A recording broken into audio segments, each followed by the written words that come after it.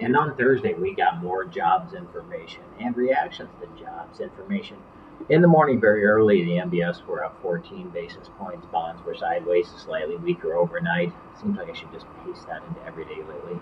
And then they kind of moved a little bit during European hours. Yields were slightly higher to start the domestic session, but fell immediately after the jobless claims data came in at 8:30. We got those jobless claims, which came in at 211,000 versus 195,000 forecast. It was 190 previously.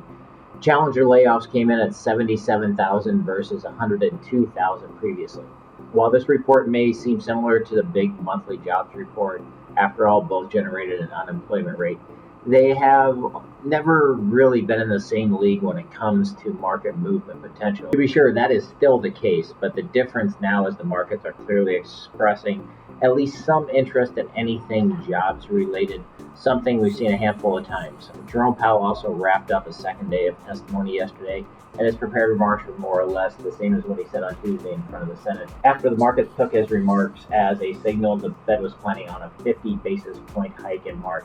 Fed fund futures see a 75% chance of 50 basis points, although the two-year yield has fallen this morning on some labor data that shows that there is potential softening in the data. U.S. employers announced 77,770 job cuts in February, according to the outplace confirmed Challenger, Gray, and Christmas. This is down 24% from January, but multiples of last year's numbers. Technology is the leader in the job cuts, although Challenger and Gray has basically compiled a list of press releases that they use to come up with their numbers, so it does have a big firm bias to it, so smaller firms don't have press releases, so it wouldn't make it into that report.